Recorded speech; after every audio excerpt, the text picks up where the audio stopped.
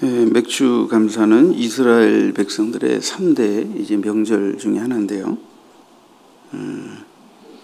구약 시대도 아니고 지금은 신약 시대고 또 한참 세월이 흘렀는데 과연 우리가 이 맥주의 참된 의미와 정신을 어떻게 실천해야 될까? 오늘 여러분들과 좀 말씀을 나누기로 합니다.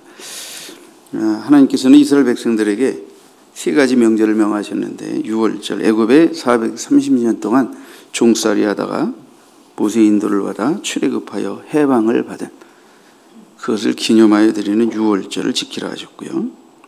그 다음에 6월절이 지나서 50일째에 여름 곡식 곧 밀과 보리를 거두어 드리는 하나님의 은혜에 감사하는 이 맥주절을 지키게 하셨고, 세 번째는 가을 곡식을 다 거둬 타작하고 창고에 수장하고 지키는 수장절을 지키게 하셨습니다. 성경에는 이 맥주절에 대해 다양한 언급이 있습니다.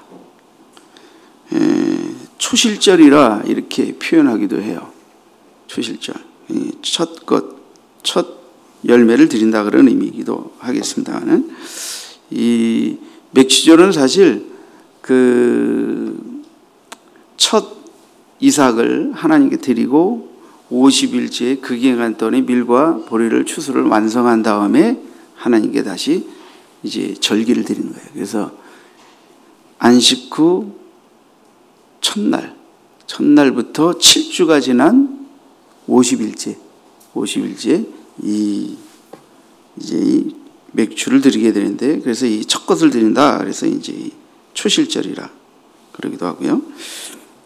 또 칠칠절이라고도 하는데 그것은 바로 주일을 안식 후 첫날을 기점으로 해서 7주가 지난 날이라 그래서 칠칠절이라 그렇게 부르기도 하고요. 또 이 맥주감사절을 신약 성경에서는 이제 헬라어로 이제 오순절이라 이렇게 이제 번역을 했는데요. 오순절. 오순이라는 말은 이제 그 말 그대로 50일이라는 뜻이에요. 50일. 그러니까 7주가 지난, 주일서부터 7주가 지난 날이기 때문에 50일째 되는 날. 첫 이삭을 바치고 이제 보리와 밀의 추수를 7주간을 마치고 난 다음에 하나님 앞에 드리는 절기다. 그래서 이게 오순절이다라는 표현을 또 이제 쓰게 됩니다. 어쨌든 오늘 본문 16절에 맥주절을 지키라. 이는 내가 수고하여 밭에 뿌린 것의 첫 열매를 거둠이니라. 이렇게 이제 말씀하셨는데요. 자, 이 출애굽기에서 하나님께서 이제 이 맥주절을 지키라고 이스라엘 백성들에게 말씀하신 그 의미와 뜻을 좀 우리가 생각해 보기로 합니다. 자, 첫 번째, 맥주절은 오늘날 어떤 의미로 지켜야 할까? 세 가지를 좀 말씀드리고 원하는데, 첫째, 이 맥주절은 일용할 양식을 주심에 감사드리는 그런 절기입니다. 자, 보세요.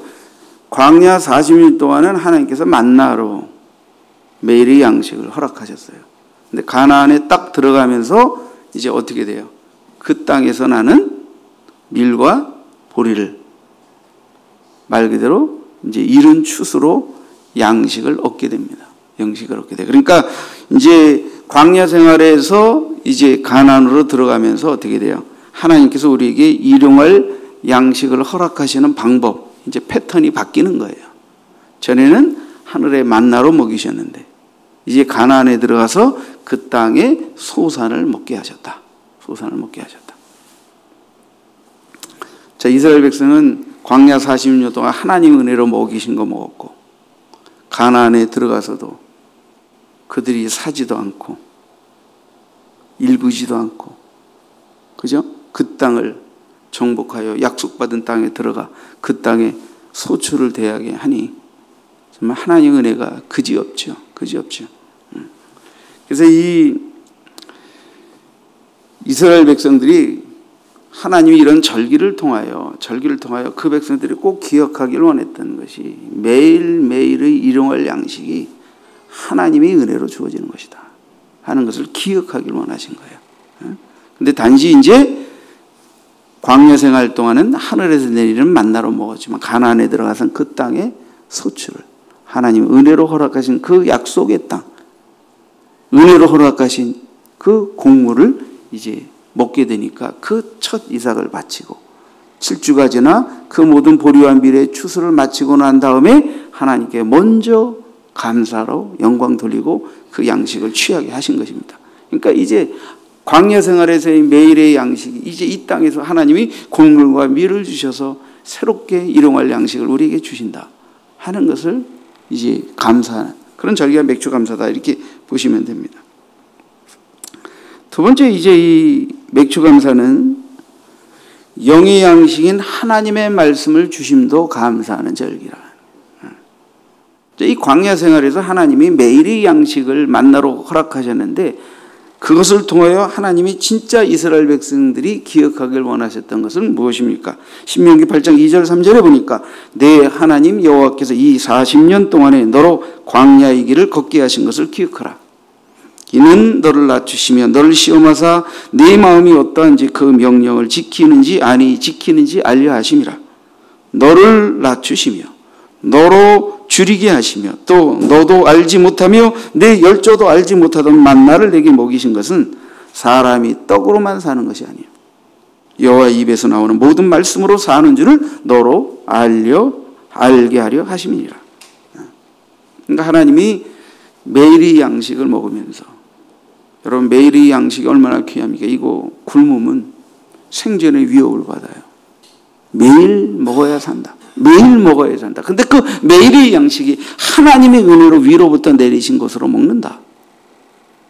그러면서 이스라엘 백성들에게 너희의 영혼이 매일의 하나님의 말씀으로 말미암아 산다 하는 것을 하나님이 깨닫게 되기를 원하셨다는 거예요. 그래서 밥 먹을 때마다 매일의 양식을 먹을 때마다 양식으로 내 육이 살듯 주의 말씀으로 내 영혼이 삽니다. 이 고백을 할 수 있어야 돼요. 그러니까 하나님의 백성이 이것저것 맛있는 거 찾고 더 비싼 거 먹고 더 좋은 거 먹고 그 짓 하면서 은혜의 말씀을 사모하지 않는 요따위로 신앙생활을 하면 안 돼요. 하나님은 이 기조가 흔들리는 걸 걱정하신 거예요. 인간은 끊임없이 탐심과 욕망이 많아서 더 맛있는 거, 더 좋은 거, 더 분위기 있는 곳에서 더 우아한 음식은 찾아도 더 깊은 은혜의 깨달음의 이 귀한 생명 양식에 대한 갈급함은 없다 이게.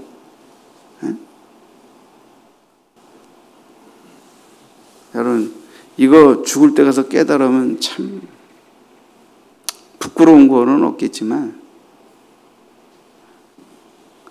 뭐 많은 말씀은 못 드리겠는데 말씀의 맛도 말씀으로부터 오는 생명의 힘도 생명의 능력도 생명의 지혜도 깨닫고 확신하고 그 가치 때문에 그 영의 양식을 사모하는 그런 심령으로 사는 여러분들이 되기를 주의 이름으로 축원합니다. 요한복음 다 읽으셨나요? 자꾸 읽으세요. 오늘 빼고 또 다음 주에도 또 요한복음 하니까. 올 한 해는 여러분들 요한복음을 아주 잘근잘근 씹어먹고 정말 이 귀한 말씀의 깊이와 능력을 지혜를 체험한 한 해가 되시길 바라요.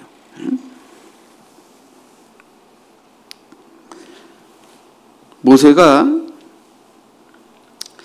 하나님께 십계명을 받았는데 모세가 40일을 금식하면서 시내산에서 십계명을 받은 그날 그때만 해도 맥주절이 제정되지 않았지만 맥주절이 제정되고 나서 보니까 그날이 맥주절 날이에요. 모르셨죠? 몰라도 돼요. 왜냐하면 그때는 모세가 40일 근식 기도하고 십계명 받은 날이 맥주절이 그때는 아직 제정이 안 됐으니까. 근데 나중에 거꾸로 보니까 하나님이 이스라엘 백성들에게 십계명을 모세를 통해 하사하신 날이 어떤 날이냐? 맥주절 날이라. 그 날짜와 똑같아요.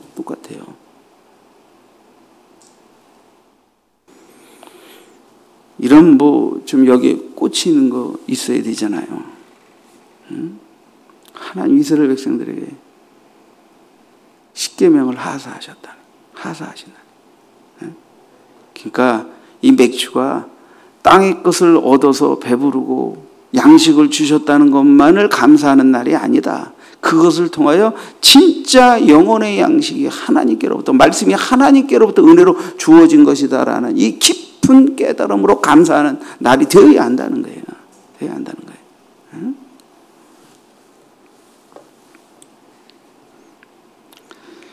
여러분, 맥주절은 또 교회를 주심에 감사하는 절기입니다. 교회를 주신 것.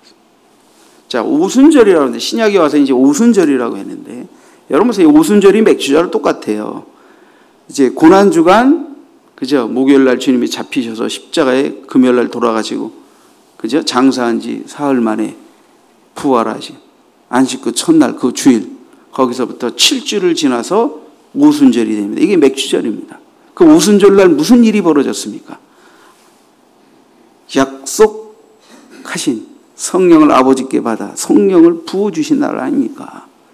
성령을 부어주심으로 인하여 그것에 부활하신 후 40일 동안 제자들과 함께 있다가 약속받은 성령을 받게 하여 한 곳에 모여 전혀 기도에 힘쓰라. 그들이 열흘 동안 마가의 다락방에서 기도에 힘쓸 때 그 120문도가 오순절날 불의 혀같이 갈라지는 그 놀라운 성령의 부으심을 체험하게 되지 않습니까?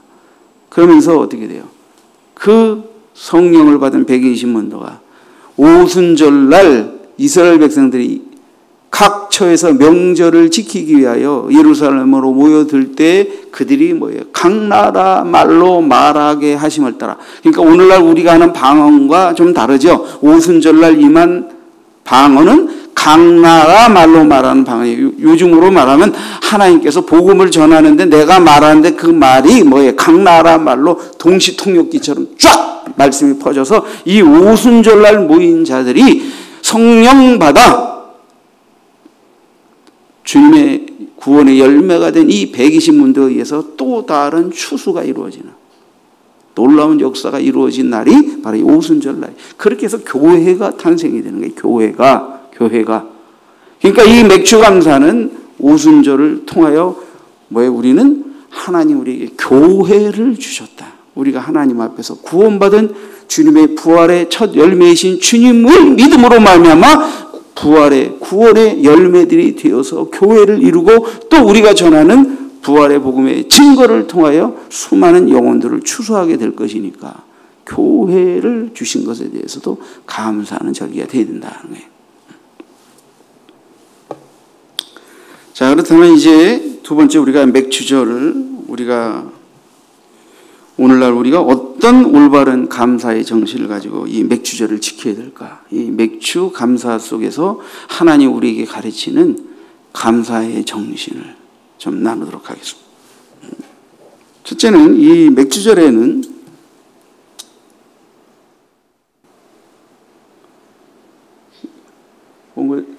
원고 좀 올려야지. 자, 2번입니다. 2번. 자, 첫 열매로 하나님을 공경하여 감사드려야 합니다. 여러분, 이 맥주 감사는 첫 열매를 드리는 날이거든요. 자, 출애굽기 23장 16절에 나와 있잖아요. 맥주절을 지키라. 이는 내가 수고하여 밭에 뿌린 것에 첫 열매를 거둠이니라. 그래서 안식 후 첫날 주님이 부활하신 그날 첫 이삭, 처음 올라온 첫 이삭을 하나님께 드리고 7주 동안 밀과 추수를 추수하여서 7주가 지난 50일째 오순절날 그 맥주절날 하나님 앞에 그 모든 소산의 첫 열매로 맥주 감사를 드리는 겁니다. 자, 이 맥주절을 통하여 우리가 배워야 되는 감사 정신, 드림의 정신은 뭐냐? 자, 하나님을 따라서 합시다. 하나님을 공경하여 첫 것을 먼저 드려라. 첫 것을 먼저 드려라. 주의사항.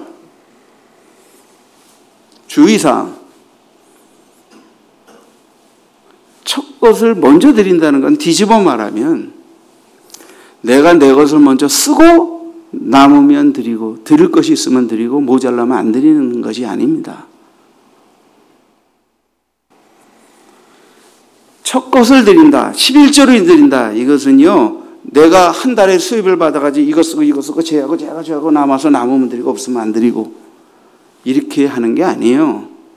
한 달에 수입을 딱 받으면 거기서 제일 먼저 첫 열매를 첫 것을 하나님께 공경하여 먼저 드리고 나머지 거 가지고 쓰는 거예요. 그리고 모자라면 채워달라고 하면서 사는 거예요.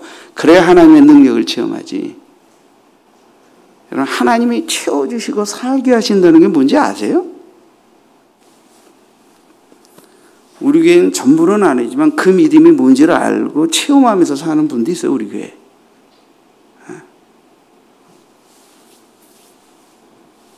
자, 여러분, 첫 열매를 드린다는 것은, 그리고 먼저 드린다는 것은 딴 거 아니에요. 하나님을 먼저 공경한다는 거예요. 하나님. 우리 한국에 이런 풍습이 있죠. 왜 처음 직장 갖고 첫 열매 타면 이제 부모님 용돈 드리거나 네이 같은 거 사드려서 먼저 낳아주시고 길러주시는 애. 그러니까 집안에서 제일 내가 공경하고 높여야 할 분이 부모님이니까 부모님 은혜 먼저 감사하는 이제 드리잖아요. 그런 거 해요, 안 해요? 이제 요즘에는 뭐 이제 그런 게 많이 옛날 같지는 않지만, 우리가 하나님이 누구신지를 안다면, 하나님이 먹이시고 입히시고 일하여 거두게 하시고 소득 있게 하시고 그게 많든 모자라든 풍성하든 이것도 하나님 은혜로 주신 것이다라는 것을 생각하면 먼저 하나님을 공경하여 첫 것을 먼저 하나님께 드리는 겁니다. 이 믿음이 간단치 않습니다. 어떤 분들은 예수 믿어도 죽을 때까지 이거 실천 못합니다. 그러니까 이 믿음이 간단한 믿음이 아니에요. 다시 한번 말씀드릴게요. 여러분이 모든 소득을 딱 받으면 먼저 하나님께 먼저 공경의 예물, 첫 예물, 11조의 예물, 감사의 예물 먼저 하나님께 먼저 드리고 그리고 나서 쓸 것을 계획하는 그런 믿음에 이르기를 주의 이름으로 축복합니다. 그리고 난 다음에 그렇게 살면 그 이후에 하나님이 어떻게 여러분의 삶에 개입하시고 간섭하는지도 시간이 지나면서 체험하게 될 거예요. 그런 믿음으로 사는 사람들이 그렇게 살았더니 하나님이 도우심과 힘과 함께 하심을 체험하기 때문에 그 믿음을 절대로 놓지 않고 살아가는 거예요. 이유 없이 그 믿음으로 사는 게 아니에요. 근데 그렇게 안 사는 사람들이 그런 사람들을 조롱합니다. 아이고 전략해서도 모자른데 등신같이 헌금하느라고 저렇게 헌금한다고. 여러분 절대 남이 헌금하는 걸 여러분의 믿음 없는 잣대로 함부로 비판하고 평가하지 마세요. 광신도란 미친 신앙이 아닌 이상 뭔가 믿음의 비밀이 있으니까 드리는 거지. 드리면요 있어서만 드리는 게 아니에요. 드릴 게 없는데 드릴 믿음을 주셔서 드리게 해주세요 하고 드리는데 나중에 시간에 보면 드리게도 하시고 채워서 먹고 살게도 하시는 은혜도 체험해요. 그런 믿음의 비밀이 있는 사람들이 드리는 거예요. 그러니까 절대 헌금은 돈이 많다고 드리는 거 아닙니다. 돈이 없다고 못 드리는 거 아닙니다. 많은 목사님들이 건축할 때 그래요. 건축을 하다 보니까 돈 있는 사람은 믿음 없어서 못 드리고 돈 없는 사람은 믿음 있는 사람은 돈이 없어 못 드린다. 그래서 나는 기도했어요. 주여 드릴 게 많은 사람은 믿음으로 후하게 드리게 하시고 드릴 게 없는 사람은 하나님이 드릴 수 있는 믿음을 주시고 드릴 것을 공급 하셔서 그 마음의 소원을 이루사 드리게 해 주시옵소서. 그렇게 성전 건축이 이루어져야지. 이게 있는 사람은 믿음 없어 못 드리고 믿음 있는 사람은 없어서 못 드리면 뭐 어떻게 하는 거예요. 빚만 지다가 쫓가닥 망하게. 그러면 안 되잖아요. 하나님이 능력의 역사가 믿음으로 순종하는 자들을 통하여 나타나야 될 거 아니에요. 그게 믿음 생활이지. 예? 드림이 이거 아껴도 모자라는데 드리고 어떻게 사냐 이렇게 해가지고 못 드리는 이렇게 평생 가는 믿음이면 이거 안 되잖아요. 그러면 어떻게 선한 하나님의 사업이 이루어지고 어떻게 우리가 하나님 앞에 축복을 받을 수 있겠습니까? 예? 들을 게 있는 자는 들으세요. 여기 믿음의 비밀이 있습니다. 그러면 여러분의 자녀들에게 가르쳐 가르치세요? 뭘 가르쳐요? 첫것 하나님을 공경하여 먼저 하나님께 드리는 훈련을 가르치세요. 그리고 이것이 때로는 이제 막 그냥 잘 모르고 억지로 할 수도 있겠지만 은혜로 믿음으로 깨달음으로 평생 이 고백을 변치 않고 순종하여 지킬 수 있는 믿음에까지 이르도록 계속 기도하면서 가르치는 거예요. 계속 기도하면서 가르치는 거예요.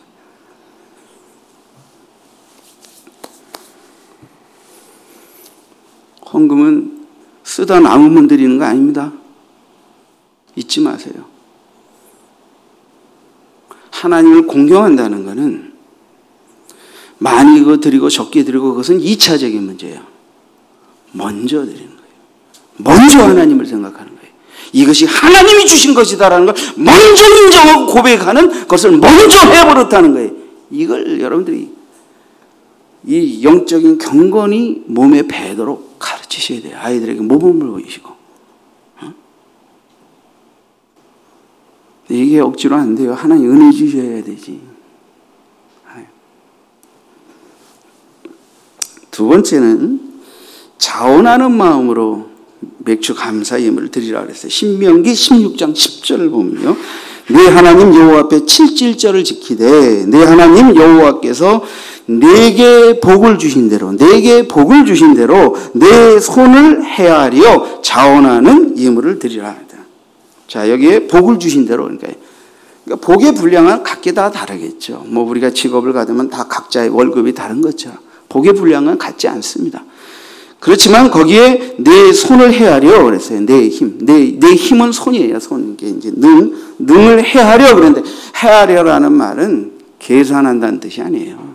이렇게 따진다는 뜻 뭐 그런 게 아니고 원문상의 의미로 보면 충분히라는 뜻입니다. 내 힘을 헤아려 충분한 마음. 그렇죠? 하나님이 주신 은혜를 헤아려서 이만큼 드려야 되겠다라고 하는 이 드림의 충분한 자발적인, 자원하는 자발적인 우러나오는 마음으로 드릴 수 있는 그 분량을 드리라는 거예요.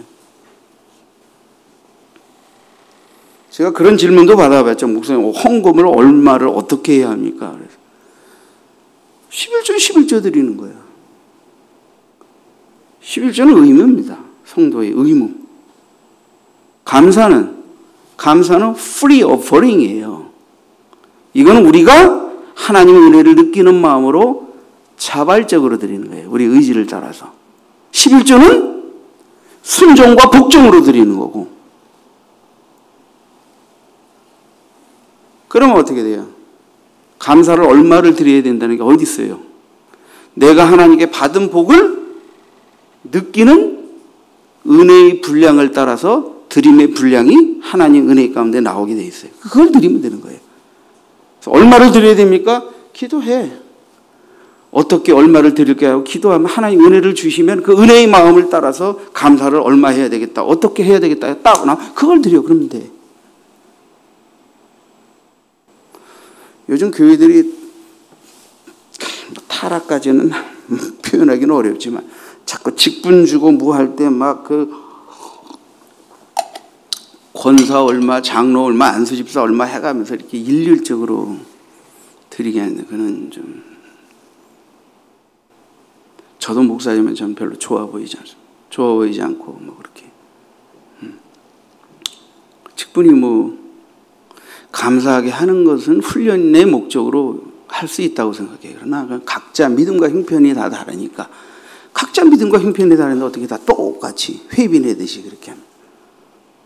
그럼 축복 많이 받고 좀 큰 믿음으로 더 많이 드릴 수 있는 사람은 더 많이 드리고 또 직분은 받지만 그 믿음과 형편이 또 이렇게 좀 어려우면 또 그 믿음의 분량을 따라 드리고 그러면 되는 거지. 어떻게 가이드라인을 가지고 얼마씩 그게 왜 그런 게 생긴 거예요? 왜 그런 게 생긴 거예요? 응? 그게 아니고 각자 하나님의 은혜로 감동하시는 대로 드리면 되죠. 네. 네. 여러분 우리가 옛날에 그런 적이 있었어요. 우리 뭐 오래전 얘기지만 이제 하나님 앞에 특별한 어떤 소원으로 10의 2조를 드렸던 일들이 있었는데요. 10의 2조는 뭡니까? 수입의 10%를 드린 게 아니라 20%를 드린 거예요. 근데 그걸 하나님께 서원하고 첫 10의 2조를 드리는데 이제 뭐 11조를 한 수백만 원 드리게 됐어요. 지금부터 아주 벌써 20년도 전 얘기예요. 그때 수백만 원은 대단하지 않습니까? 에? 대단하지 않아요? 그때 감사를 5만 원 드리는 거예요. 그래서 제가 불렀어요. 그 부인을. 11조로 수백만 원 드리는데 감사한 거 5만 원 담아서 드리더라고요. 그래서 내가 불렀어요. 불러서 왜 감사를 이렇게 못 드리냐? 무슨 일이 있냐? 그랬더니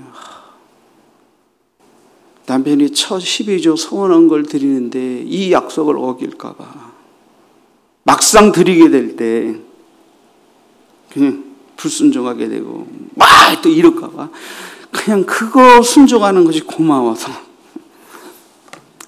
감사도 드려야 된다는 말은 못했다는 거예요. 그래? 그렇다면 기도해라. 그러나 하나님께 11조만을 드리는 게 전부가 아니다. 응? 켈빈 선생님은 그렇게 얘기했어요. 11조는 성도의 의무지만 감사는 성도의 주님을 향한 사랑의 고백이다. 의무 이행으로 끝나는 성도가 되지 않고 주님을 향한 사랑을 진짜 진하게 표현할 줄 아는 성도가 되어야 되는데 내가 11조 20만 원, 30만 원 드릴 때 드렸던 감사의 수준으로 내가 지금 수백만 원을 11조를 드리는데도 감사를 그렇게 드린다. 이거는 맥주 감사의 정신을 놓고 볼 때도 복 주신 대로 내 힘을 헤아려 복 주신 것에 걸맞는 충분한 감사의 마음으로 드리는 것에서 좀 뭔가 부족하지 않냐. 기도해라. 남편이 그 믿음의 이르러 충분하게 드릴 수 있도록 기도해드려라. 그때는 어떻게 나중에 이제 얘기가 되고 이렇게 했는지 감사원금을 50만 원을 담아서 드리더라고. 5만 원에서 10배로 뛰었어.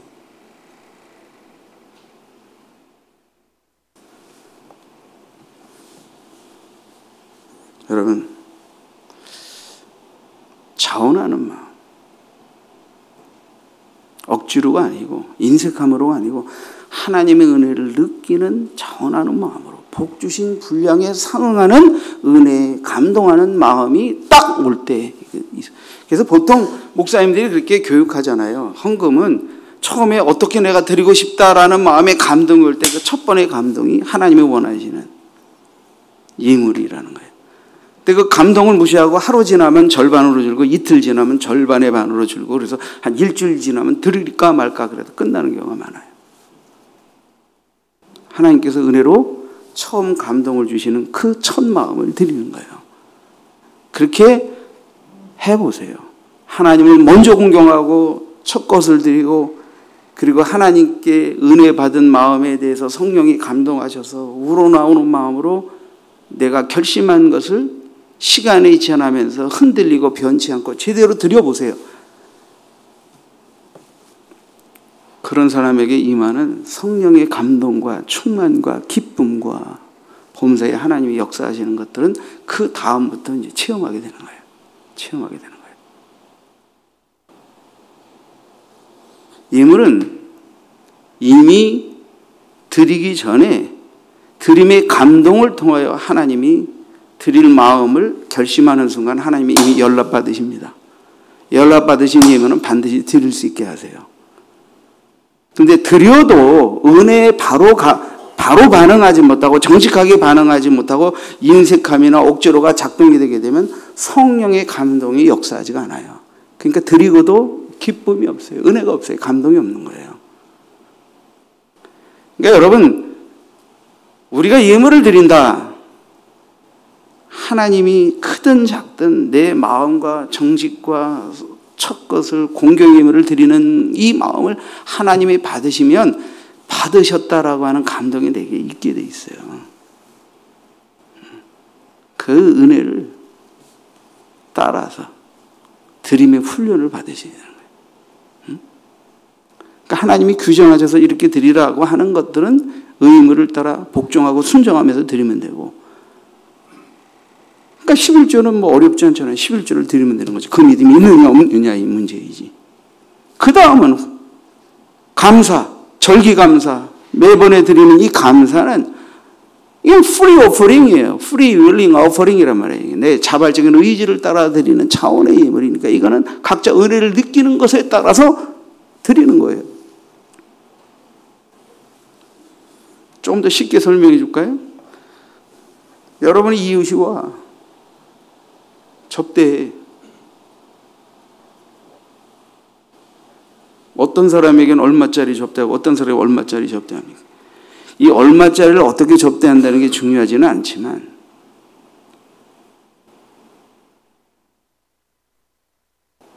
거기도 뭔가가 있는 거예요. 타락한 비밀도 있고 진정한 비밀도 있는 거예요. 거기.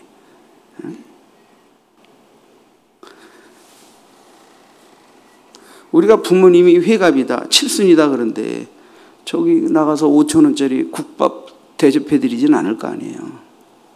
그래 안 그래요?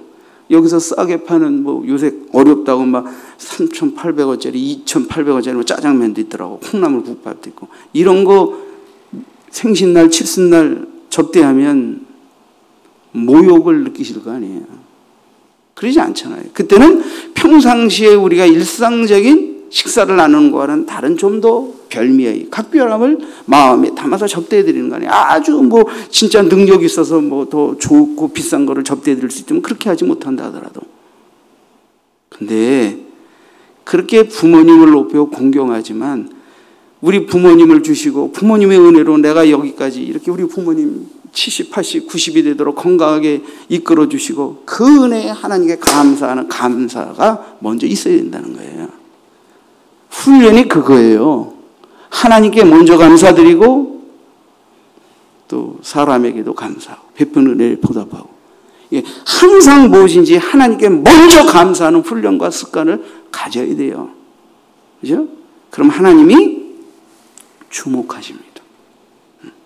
주목하십니다. 자, 세 번째. 너그러운 마음으로 하나님 앞에서 더불어 즐거움을 나누는 감사해야 한다는 거예요. 너그러운 마음.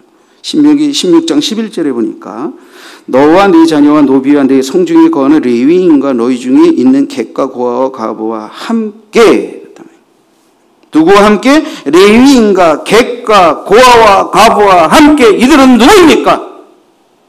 가난한 자들 아니에요. 이방인들. 전쟁 때에서 남편이 죽어서 과부가 되고 고아가 되고, 그리고 뭐 이스라엘 백성들이 뭐 그렇게 은혜가 충만해서 풍성하게 드렸겠어요. 그러니까 늘 레위인들은 가난했죠. 그러니까 오직 복음으로 사는 사람들은 가난하잖아요. 그러니까 어떻게 돼? 그들과 함께 여호와께서 그 이름을 두시려고 택하신 곳에서 내 하나님 여호와 앞에서 즐거워할지니라.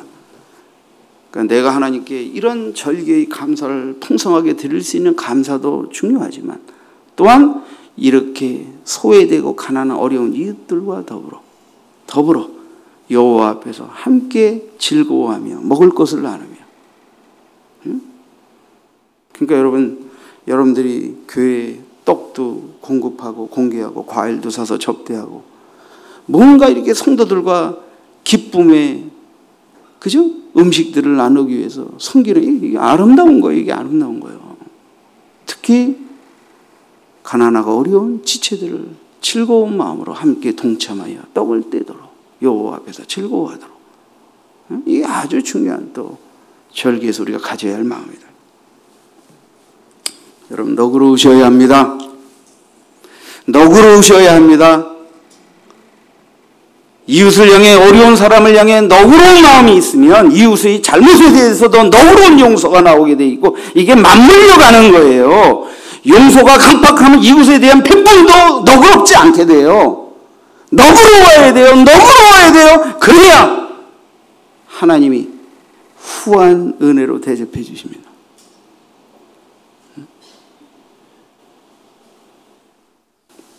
더욱 어려우시기 바랍니다.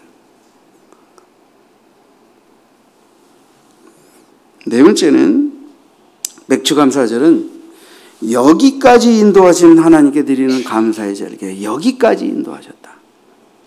자, 이게 우리나라로 따지면 이날 전쟁 표해에서 그 어려운 시절에 보릿고개라는 게 있잖아요. 지금 이제 뭐 젊은 세대들은 모르겠지. 이 보릿고개라는. 그러니까 지금도 또 때로는 보면 시골에서 자란 분들은 저보다도 나이가 어린데도 젊은데도 이렇게 뭐 감자만 보면 옥수수만 보면 뭐 수제비만 보면 아주 그냥 진절먼저리를 내는 그 지난날 어려웠을 때 그 상처가 있어서 그런지 나는 수제비 좋아합니다. 감자도 좋아하고 국수도 좋아하고 이제 좋아하는데 이제 사모님께서 좀 소화력이 떨어지셔서 밀것을 자주 못 먹을 뿐이지. 어떤 분들은 감자 어렸을 때 너무 어려울 때 이 감자로 띠리를 깨운 이 상처가 있어서 감자 냄새만 맡아도 이렇게 어떤 분은 또 이렇게 수제비를 이 맛있는 수제비를 안 드신다 할 때 그러니까 어려울 때 또 수제비를 너무 많이 먹어. 수제비에 대해서 알러지 반응이 있어. 그 상처가 있어서 그래. 보릿고개 우리가 어려울 때 그러나 그때 오히려 우리가 어려울 때는요 나눠 먹었어요. 나눠 먹었어. 우리 어려울 때 손님이 오거나 자식들 친구가 오거나 그럼 밥 한 끼 더 접하는 것도 어려운 시절에 국수 말아주고 칼국수 끓여주고 가장 돈 안 들이면서 그래도 누군가 한 끼 양식을 대접할 때 사용했던 음식이 바로 부침개 뭐 그런 거 아닙니까? 응? 근데 그때는 그래도 그게 늘 있었다. 늘 있었다. 늘 있었다. 지금은 이제 옆에서 누가 굶어 죽어 넘어가도 잘 모르는 시대가 되어버렸으니 비극이지요. 비극이죠. 그러니까 우리가 하나님 앞에 여기까지 인도하신 그 숱한 어려움과 역경 속에서도 굶어 죽지 않고 무너지지 않고 지키시고 풍성하게는 아니라 하더라도 그래도 채워주셨다. 감사합니다. 이 정신이 맥주 감사 속에 있는 거예요. 응? 여기까지. 그럼에도 불구하고 여기까지 인도해 주셨다. 그래서 저는 저는 이제 목사 삼아 우리 집사람 되지만 그저 성도들 이렇게 같이 식사하고 식사 접대하는 걸 즐깁니다. 그러니까 어느 날 사모님이 그러더라고. 나 요새 밥순이 된 것 같아 그러시더라고. 그래서 할머니 밥 먹여 나 밥 챙겨줘. 또 성도들 가도록 밥순이 된 것 같아. 그래서 좀 미안하긴 하던데 근데 남편은 영양식 공급하니까 사모님은 유기양식 공급하고 그렇지 감사한 거지 뭐. 응? 그럼 교회에서 받는 사례로 목사님이 술 한 잔 먹을 거예요. 쓸 일이 없잖아요. 헌금 드리고 나면 성도들과 밥 사 먹고 식사 공개하고 하면 되는 거지 뭐. 응? 돈 쓸 일이 뭐 있어. 응. 성도들이 또 시골에서 갔다 오고 고향에서 오면 또 이것저것 가져오는 게 많잖아요. 교회에서 식사하면 그렇게 돈도 많이도 안 들어. 또 이렇게 조금 사서 이것저것 또 들어온 거 가지고 버무려서 다 하면 또 그냥 날마다 잔치야. 그래서 우리 그냥 수요일 저녁에 밥 먹고 금요일 저녁에 밥 먹고 주일날 낮에 밥 먹고 주일 저녁에 밥 먹고. 하여튼 성도들이 예배 때 미처 집에서 밥 차려 먹고 오기 어려우면 교회로 먼저 오면 수요일 저녁에 식사가 있고 금요일 저녁에 식사가 있고 주일 저녁에도 식사가 있고 이건 같이 안 먹어도 되는 시간에도 늘 먹는 거예요. 먹는 거예요. 그러니까 수요예배 오는데 집에 들렸다 밥 차려 먹고 바쁘고 그러면 그냥 얼른 교회로 오세요. 차는 많지 않지만 같이 먹고 또 얼른 예배 드리고 말씀의 은혜 떡을 함께 나누는 이 정과 사랑이 이게 아름다운 거 아니에요 이게. 그래서 여기까지 인도하시는 은혜. 독일의 재무장관이었던 마티 바덴이라는 분이 계신데 이분이 어린 시절에 아주 원래 좀 극보수파에서 밀려나서 젊은 시절에 고생한 정치가였는데요. 어느 날 지방에 여행을 갔다 돈이 떨어져가지고 값싼 여관에서 하룻밤 묵게 됐대요. 근데 아침에 깨보니까 구두가 없어진 거예요. 그냥 성질이 머리끝까지 올라가지고, 응? 가뜩이나 지금 어려워서 여관도 아주 싸구려 여관에서 잤는데 아침에 일어나니까 구두까지 없어지니까 이게 열이 폭발한 거예요. 이제 자기 신세가 참 한탄스러워가지고 그래가지고 그냥 어떤 놈의 새끼가 내 신발을 훔쳐갔냐고 노발대발 팡팡 뛰면서 하나님도 참 무심하시지.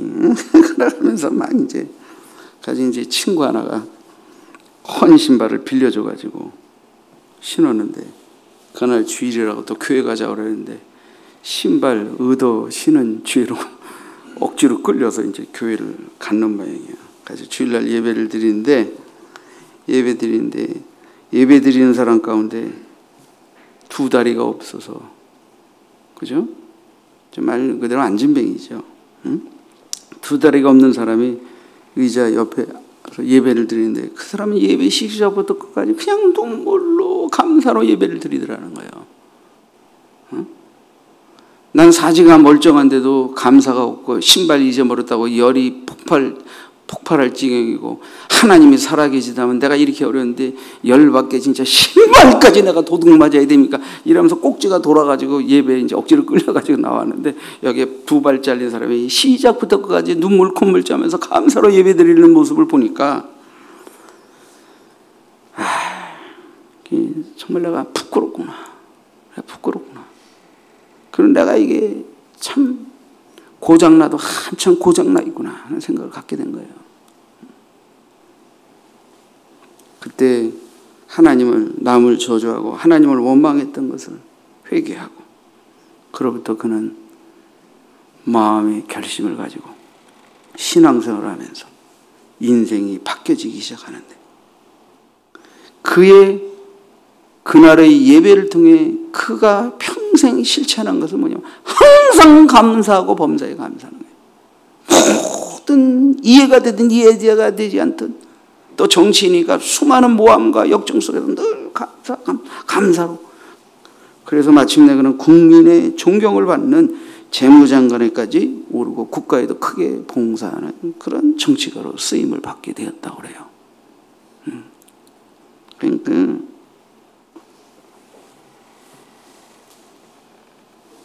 하나님이 복을 담아주시고 싶은 그릇은 뭐냐면 감사하는 거예요.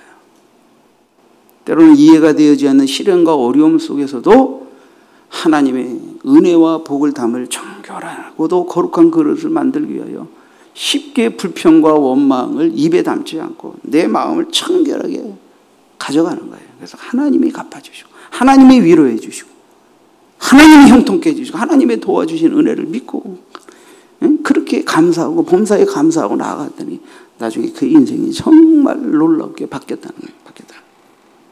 다섯 번째, 맥주 감사는 앞으로 풍성한 축복에 이르게 하실 하나님을 소망 중에 믿으며 감사하는 절기입니다.